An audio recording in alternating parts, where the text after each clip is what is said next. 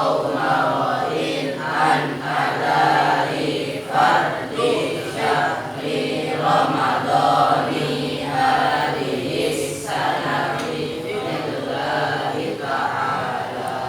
itu niatnya Ramadan. Pendapat Imam Syafi'i, pendapat Mazhab Syafi'i, setiap malam wajib kita niat. Karena ada hadis, man lam yubayyitin niyah qabla fajri fala siyama lahu. Siapa yang tidak, artinya begini, intinya wajib niat Ramadan itu setiap malam ala mazhab Syafi'i. Tapi ada juga mazhab Imam Malik menyebutkan yang penting di awal Ramadan itu, di awal Ramadan langsung niat untuk 1 bulan.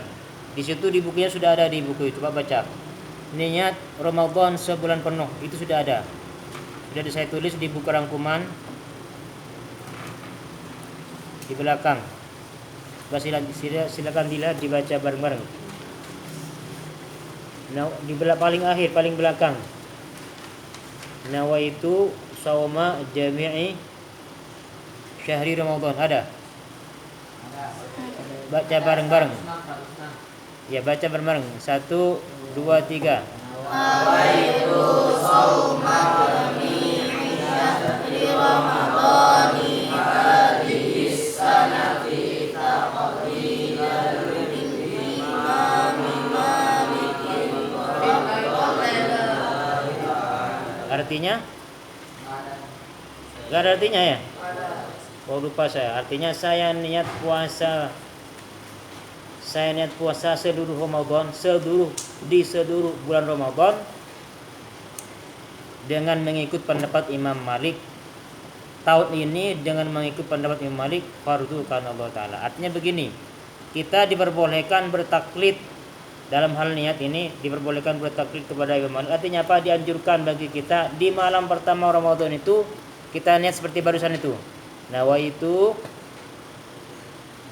shauma jami'i syahri ramadhani hadhihi sanati taqlidan bil imam Malikin fardhu. Artinya di malam pertama kamu niat saya puasa besok dan sebulan penuh dengan niat mengikut atau bertaklid pendapat Imam Malik fardu karena Allah. Nah, ketika seperti itu, misalnya kamu besok atau lusa atau pertengahan Ramadan tiba-tiba lupa nggak niat tengah malamnya itu, nggak niat di malam hari, maka itu dianggap sah sudah, karena sudah pertama niat sebulan dengan bertaklid mengikuti pendapat Imam Malik.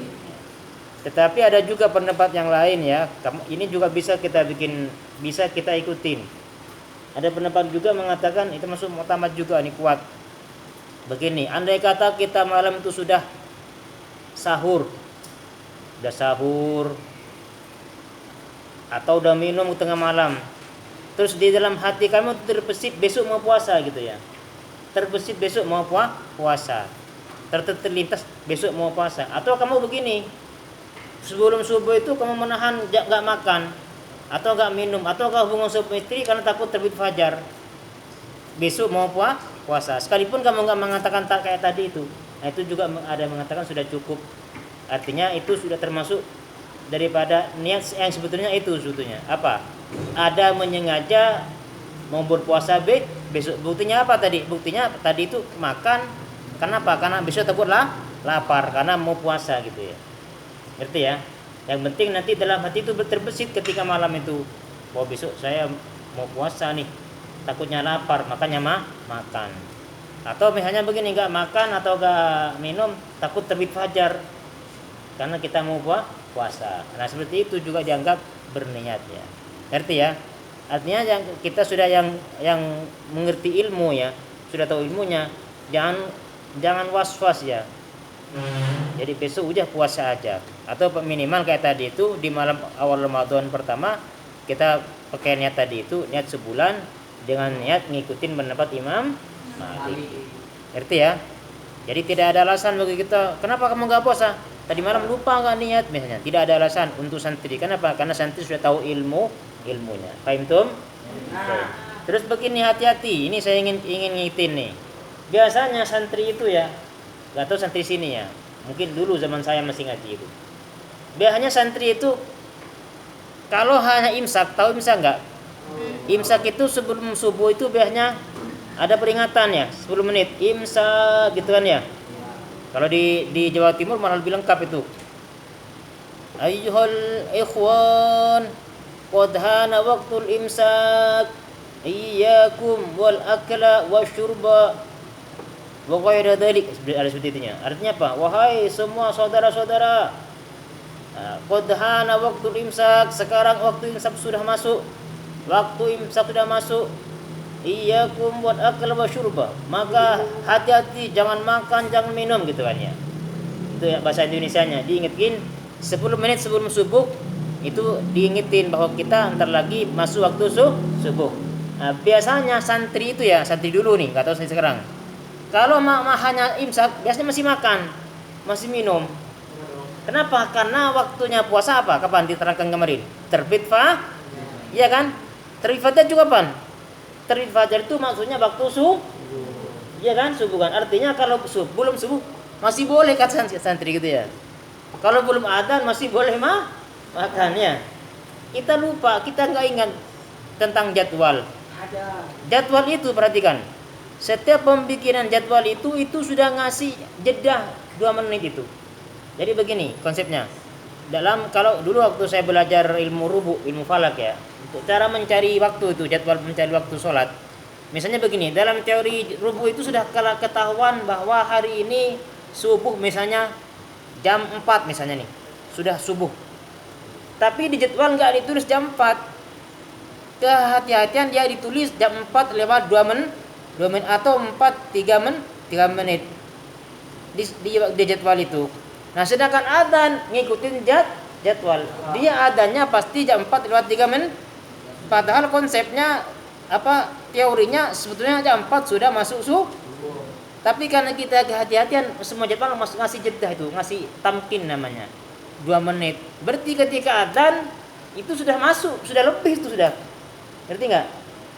Berarti kalau kita ngikutin adzan, Allah baru berhenti makan. Sebetulnya sebelum adzan 2 menit itu sudah masuk subuh itu. Ngerti enggak? Jadi semua jadwal seperti itu. Semua jadwal yang ada itu seperti itu. Jadi tidak langsung apa yang hasil rubuh itu jam 4, dia enggak tulis jam 4. Tapi dia kasih jeda jam 4 2 menit.